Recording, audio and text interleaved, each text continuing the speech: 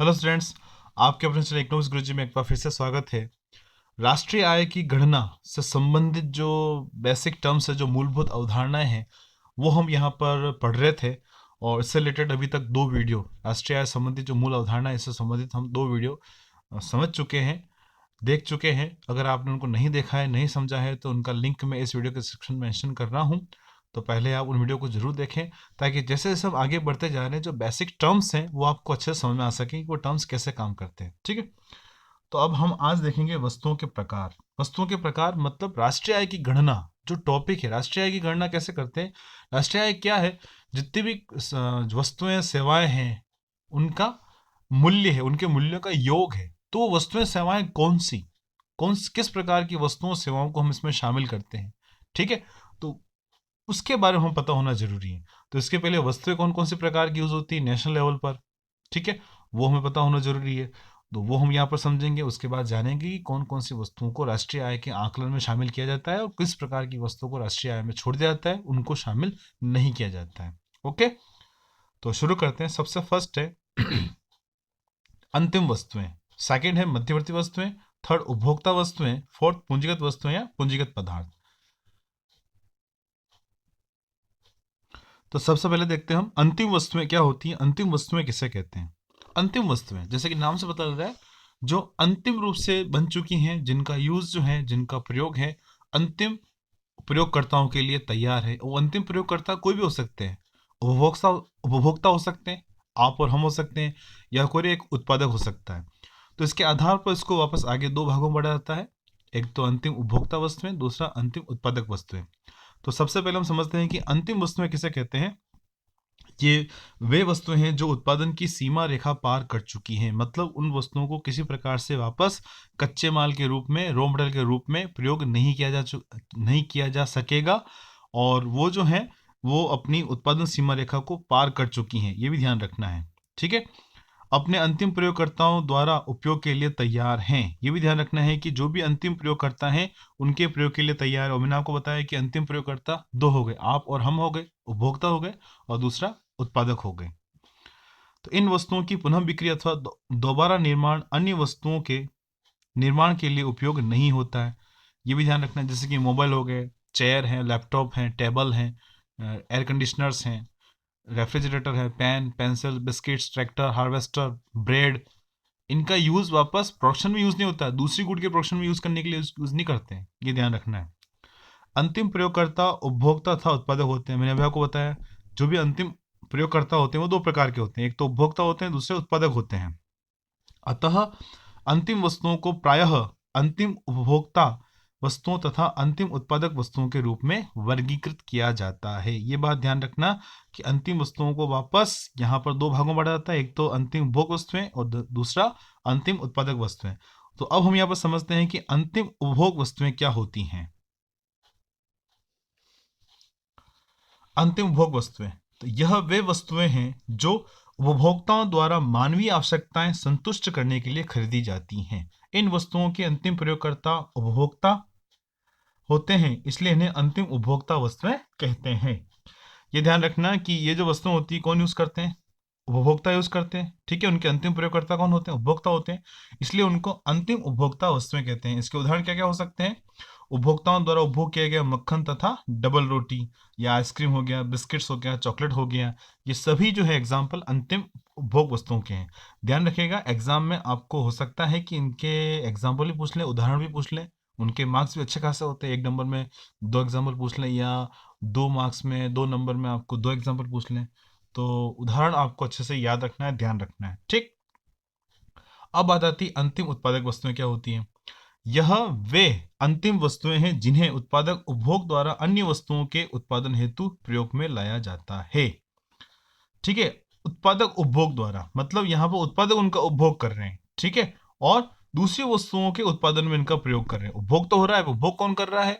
उत्पादक कर रहे हैं। किस रूप में कर रहे हैं? दूसरी वस्तुओं के उत्पादन के रूप में। ठीक है, उत्पादन हेतु।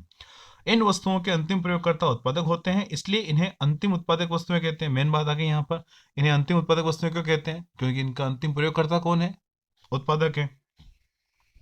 उदाहरण मशीन, व्यावसायिक भवन, किसानों द्वारा कृषि में उपयोग किए जाने वाले उपकरण जैसे ट्रैक्टर, हार्वेस्टर, ये सभी इसके एग्जाम्पल हो जाएंगे जो अंतिम वस्तुएं हैं, परंतु इन अंतिम वस्तुओं का प्रयोग उत्पादकों द्वारा किया जा रहा है, इसलिए यहाँ पर इनको अंतिम उत्पादक वस्तुएं कहते हैं। ठीक, तो कुल मिलाकर अंतिम वस्तुओं को कितने भागों में बांटा जाता है, क्या क्या इनके नाम है, अगर आपने सही से देखा है, समझा है, तो कमेंट बॉक्स है, कमेंट जरूर करें कमेंट बॉक्स में।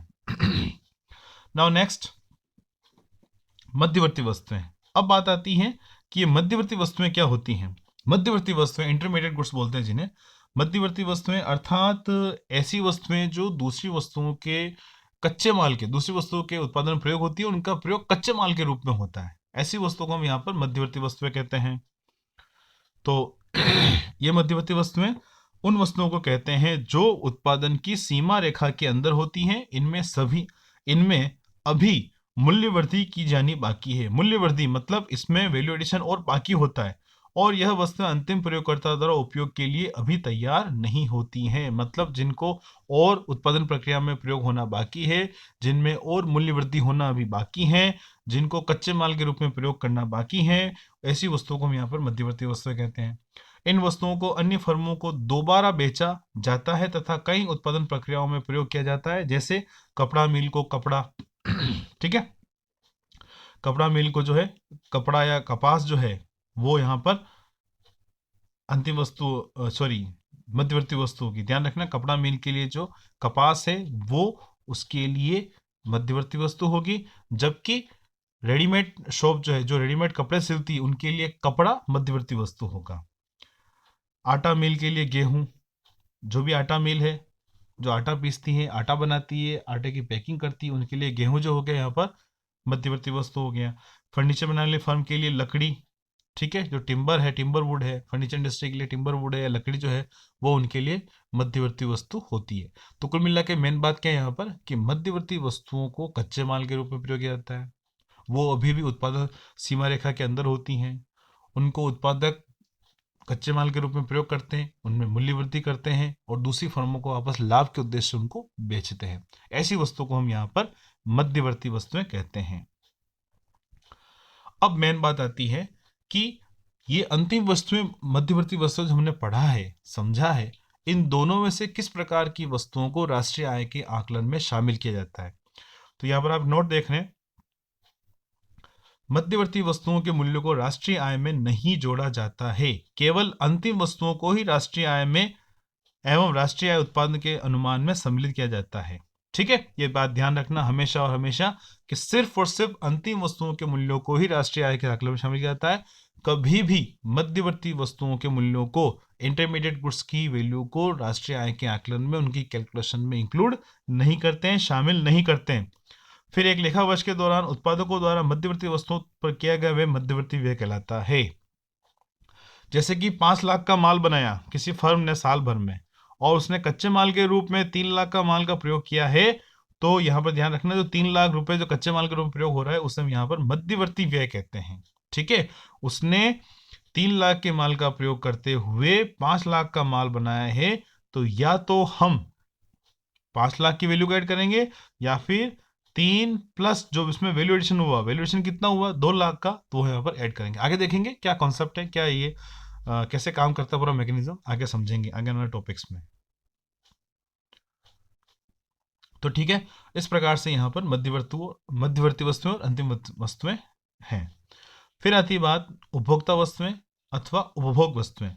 अब उपभोक्ता वस्तुएं और उपभोग वस्तुएं किसे कहते हैं, जैसा कि आप नाम से देख रहे हैं, उपभोक्ता वस्तुएं, जाहिर है इनका प्रयोग कौन करेगा, उपभोक्ता। ठीक है, उपभोक्ता वस्तुएं इसलिए कहलाती हैं। तो इनकी परिभाषा क्या हो जाएगी यहाँ पर, यह वे वस्तुएं हैं जो मानवीय आवश्यकताओं को प्रत्यक्ष रूप से संतुष्ट करती हैं।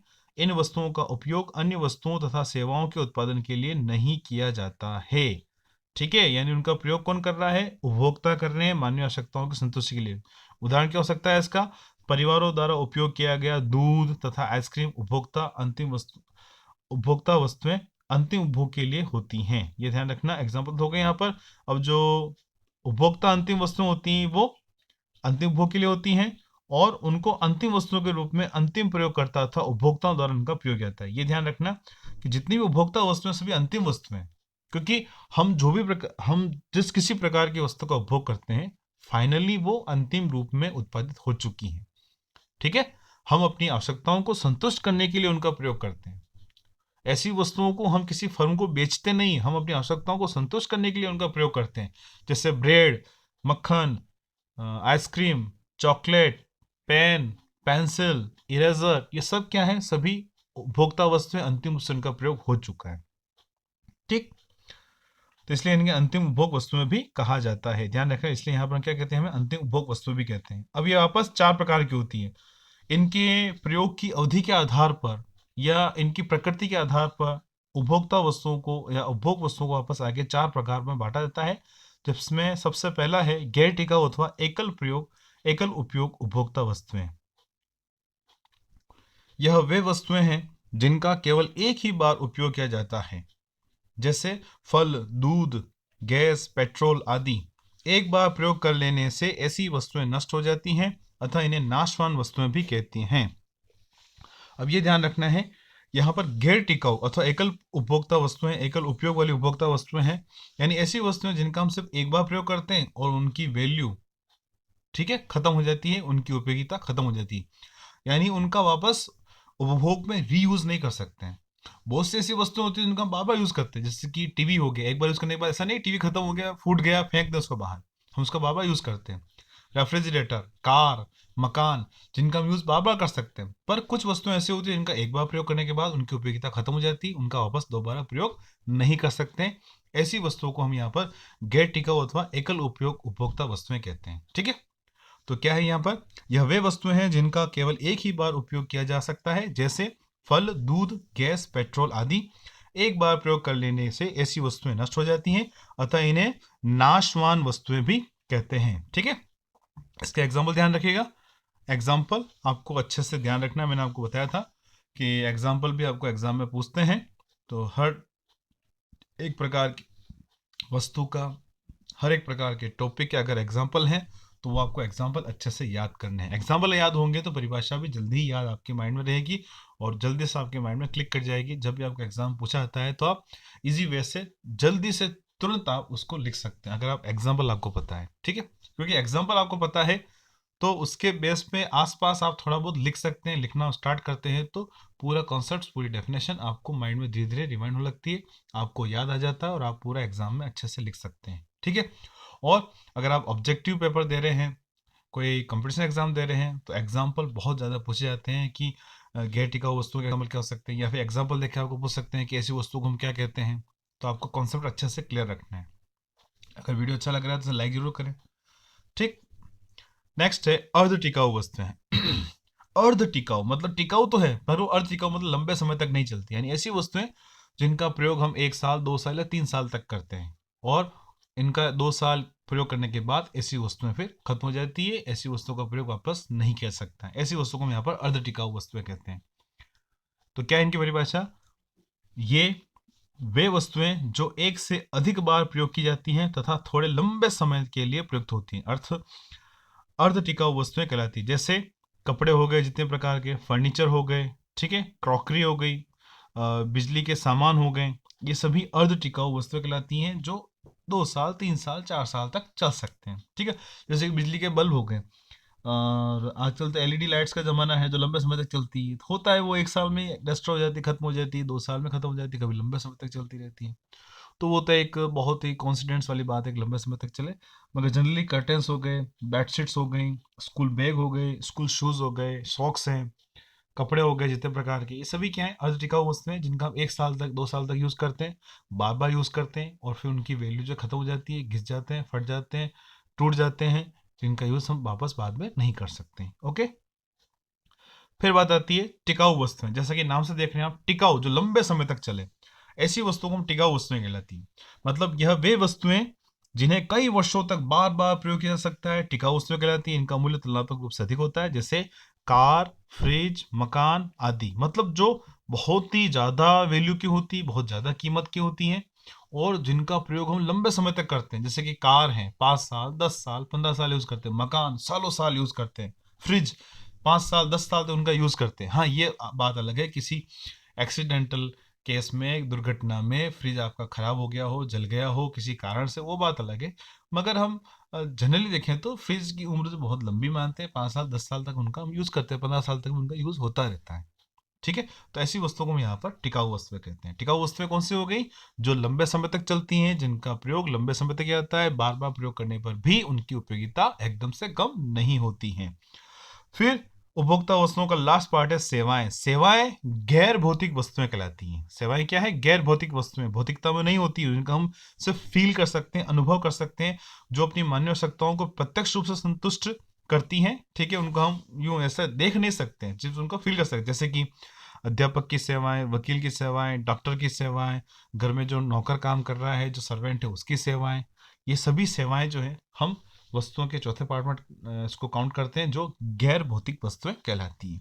ठीक, लास्ट पूंजीगत वस्तुएं।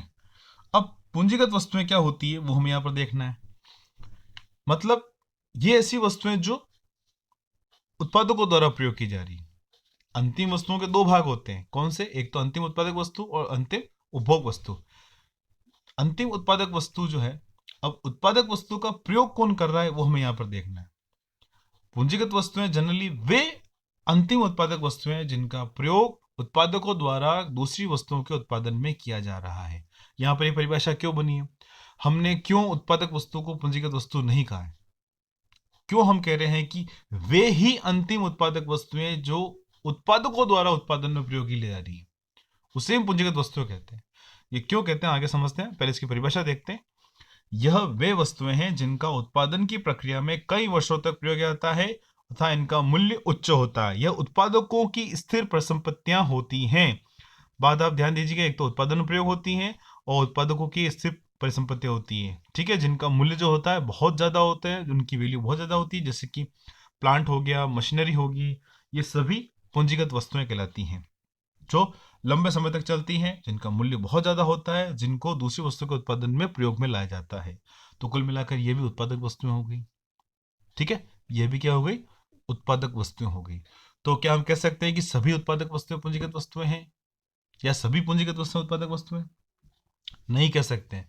मैंने अब आपको थोड़ी देर पहले बताया कि वे ही अंतिम उत्पादक वस्तुएं पूंजीगत वस्तुएं कहलाएगी जिनका प्रयोग उत्पादकों द्वारा किया जा रहा है। ध्यान दीजिएगा, जो मेन बात है वो है उत्पादकों द्वारा का प्रयोग किया जा रहा है उत्पादक वस्तुओं का उत्पादन के लिए, तो ही वे पूंजीगत वस्तुएं कहलाएगी।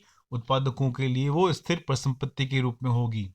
क्यों? क्योंकि बहुत सी उत्पादक वस्तुओं का प्रयोग आप और हम घरों में उत्पादक वस्तुओं के उपभोक्ता वस्तु के रूप में भी करते हैं, है ना?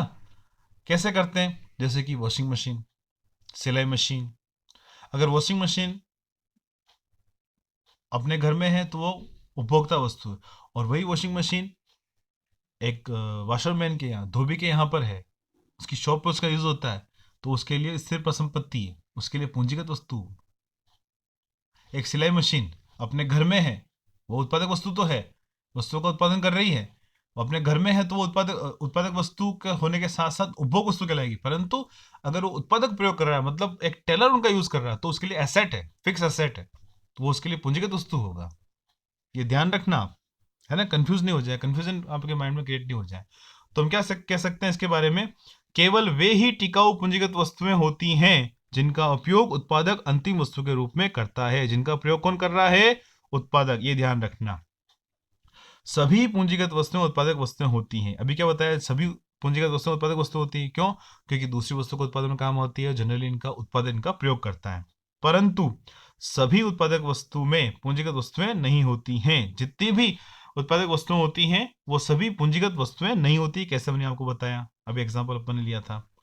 तो पूंजीगत वस्तुओं को फर्मों द्वारा या तो अपने पूंजीगत स्टॉक के रख रखाव अथवा वृद्धि के लिए खरीदा जाता है। जितनी भी पूंजीगत वस्तुएं होती हैं, जो भी फर्में होती हैं, वो अपने उत्पादन के लिए या अपनी पूंजीगत स्टॉक के रख रखाव के लिए, मतलब उसने 50 मशीन यूज कर रखी, एक मशीन खराब हो गई, तो वो एक मशीन वापस नहीं ले आता है, यानी पूंजीगत मशीन उसने ऐड कर ली, अपना जो एसेट लेवल था उसने वापस सही से कर लिया, उनका रख रखाव अच्छे से कर रहा है। या फिर किसी मशीन में टूट फूट हो जाती है तो उसको रिपेयर करवाता है। या फिर हो सकता है अपनी उत्पादन क्षमता को बढ़ाने के लिए भी करे, उत्पादन को बढ़ाने के लिए उनका यूज कर सकता है। 50 मशीनें ऑलरेडी हैं, 10 मशीनें और वो उत्पादन प्रक्रिया में ऐड कर दे, वैसी मशीनें, है ना? तो पूंजीगत मशीनें उसने 10 और लगा दी, जिससे क्या होगा, उत्पादन का फ्लो बढ़ जाएगा, उत्पादन का प्रभाव बढ़ जाएगा। स्टॉक और प्रवाह क्या है वो हम समझ चुके हैं फर्स्ट पार्ट में, इस वीडियो के, इस चैप्टर के। तो मैंने आपको पहले बताया, अगर आपने उनको नहीं देखा है अभी तक तो उनके लिंक मैं इस वीडियो के डिस्क्रिप्शन में मेंशन कर रहा हूँ, तो उन पर क्लिक करके आप उन वीडियो को जरूर देखें, जरूर समझें, ताकि राष्ट्रीय आय से संबंधित जो बेसिक कॉन्सेप्ट्स है वो आपको अच्छे से समझ में आ सके। ठीक है, आई होप आपको वीडियो अच्छा लग रहा है। अगर वीडियो अच्छा लगा है तो लाइक जरूर करें, ठीक है, और कमेंट बॉक्स में कमेंट जरूर करें वीडियो आपको कैसा लग रहा है, आप और क्या चाहते हैं, किस प्रकार के टॉपिक्स पर वीडियो चाहते हैं, कमेंट बॉक्स में कमेंट जरूर करें। Okay, now next and last, अब इस वीडियो के इस पार्ट में हम लास्ट पार्ट देखते हैं, सबसे इंपॉर्टेंट पार्ट जो जनरली एग्जाम पूछा जाता है, मध्यवर्ती तथा अंतिम वस्तुओं में अंतर। अब बात आती है, हम मध्यवर्ती वस्तुओं के बारे में पढ़ चुके हैं, अंतिम वस्तुओं के बारे में पढ़ चुके हैं, तो इन दोनों ही प्रकार की वस्तुओं में क्या अंतर है वो हमें यहाँ पर समझना होगा।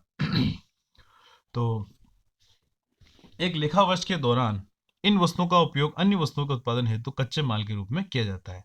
यानी मध्यवर्ती वस्तुएं कौन से होती हैं, जो वापस कच्चे माल के रूप में, रॉ मटेरियल के रूप में दूसरी वस्तुओं के उत्पादन में प्रयोग होती है, जबकि अंतिम वस्तुएं उत्पादन में कच्चे माल के रूप में प्रयोग वापस नहीं होती हैं। ये बात ध्यान रखना, इनका प्रयोग उत्पादन हेतु कच्चे माल के रूप में होता है, किनका, मध्यवर्ती वस्तुओं का, जबकि अंतिम वस्तुओं को कच्चे माल के रूप में प्रयोग नहीं ला सकता है वापस।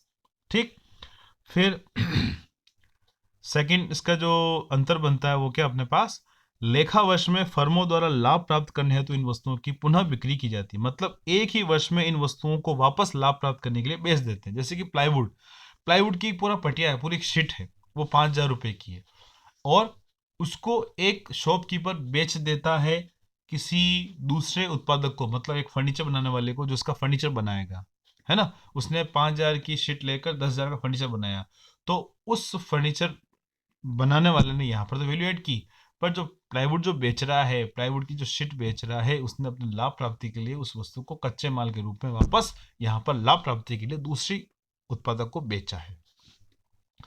जबकि लेखा वर्ष में फर्मों द्वारा लाभ कमाने हेतु इन वस्तुओं को पुनः बिक्री नहीं की जाती। जैसे कि मैंने आपको मोबाइल बताया कि मोबाइल को वापस हम बेचते नहीं है, जैसे कि 16,000 का मोबाइल है तो उसको वापस लाभ प्राप्त करने के लिए बेचेंगे नहीं। आप 16,000 का मोबाइल एक महीने यूज़ करके या फिर उसको खरीद के 16,000 के मोबाइल को आप 16,500 या 17,000 या 18,000 बेचने जाओगे तो कोई नहीं खरीदेगा, उस पर लाभ हम वापस नहीं कर सकते।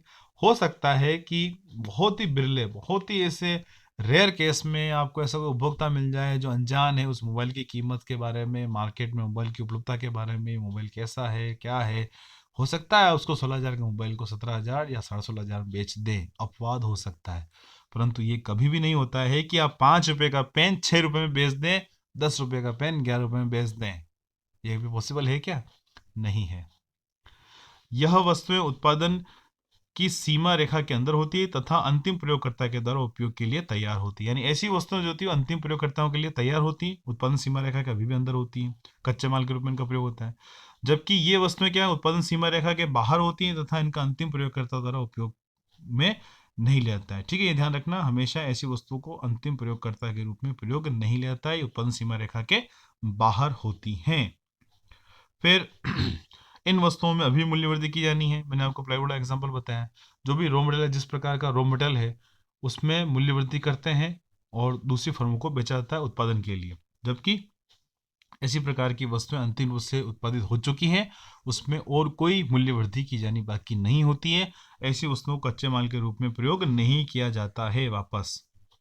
फिर लास्ट फिफ्थ वाला, इन वस्तुओं को राष्ट्रीय आय अथवा उत्पादन अनुमान में सम्मिलित नहीं किया जाता है। मेन बात यहाँ पर आ गई, सबसे मेन बात जो है, मध्यवर्ती वस्तुओं के मूल्यों को राष्ट्रीय आय में शामिल नहीं करते हैं, जबकि अंतिम वस्तुओं के मूल्यों को राष्ट्रीय आय में शामिल करते हैं। ध्यान रखना, हमेशा अंतिम वस्तुओं के मूल्यों को राष्ट्रीय आय में शामिल किया जाता है, जबकि मध्यवर्ती वस्तुओं के मूल्य को राष्ट्रीय आय में शामिल नहीं किया जाता है। सबसे इंपॉर्टेंट और मेन बात, हम राष्ट्रीय आय की गणना के बारे में पढ़ रहे हैं, राष्ट्रीय आय से संबंधित जो मूलभूत तत्व हैं, मूलभूत अवधारणा उनके बारे में पढ़ रहे हैं। तो यहाँ पर वस्तुओं के बारे में हमने देखा, तो वस्तुएं कितने प्रकार की, कैसी वस्तुओं को राष्ट्रीय आय के आकलन में जोड़ा जाता है, किसी प्रकार की वस्तुओं को राष्ट्रीय आय में नहीं जोड़ा जाता है, ये सब कुछ हमने यहाँ पर डिटेल में समझा है, और आई होप आपको सब कुछ अच्छा समझ में आया है। हमने यहाँ पर वस्तुओं के प्रकार के बारे में समझा है, 4 प्रकार की वस्तुएं हैं, पहली अंतिम वस्तुएं, दूसरी जो है वो मध्यवर्ती वस्तु, तीसरा उपभोग वस्तु, सॉरी हाँ, उपभोग वस्तु अथवा उपभोक्ता वस्तु दोनों कहते हैं इसको। और चौथा है पूंजीगत पदार्थ या पूंजीगत वस्तुएं। तो इन चारों के बारे में डिटेल में समझा। फिर लास्ट में हमने जो उदाहरण है मध्यवर्ती वस्तु था अंतिम वस्तुओं के उदाहरण, बहुत इंपॉर्टेंट टॉपिक है, इसके बारे में डिस्कस किया है। ये सभी टॉपिक एग्जाम में जनरली बहुत ज़्यादा पूछते हैं, बहुत इंपॉर्टेंट टॉपिक्स हैं। आप इनको 2 बार 3 बार 4 बार जरूर देखें, जरूर समझें। नहीं समझ में आए तो वीडियो को वापस देखें, बार बार देखें, आपको जरूर समझ में आएगा। ठीक है, एग्जाम्पल को अच्छे से याद रखिए। तो इस वीडियो में इतना ही। नेक्स्ट वीडियो में चैप्टर को फिनिश करते हैं, पूरा कंप्लीट करते हैं इसको। और ध्यान रखिएगा अपनी कॉपी में जो भी डेफिनेशन वाली कॉपी है उसमें जो भी डेफिनेशन आपको अच्छी लगती है, मतलब किसी टॉपिक में 2 या 3 डेफिनेशन, आपको जो डेफिनेशन लगती है वो डेफिनेशन, उसका एग्जाम्पल आपको अपनी कॉपी में, डेफिनेशन वाली कॉपी में लिखना है। ठीक है, स्कूल भी ओपन वाले हैं तो ध्यान रखना है, जो स्कूल ओपन हो रहे हैं तो हम अच्छे से उनको वापस समझेंगे, अच्छे से वापस सभी टॉपिक्स उनको अच्छे से रिवाइज करेंगे। इस वीडियो में इतना ही, मिलते हैं नेक्स्ट वीडियो में, फिनिश करते हैं इस पूरे चैप्टर को। Thank you, thanks for watching Novice Guruji, bye bye.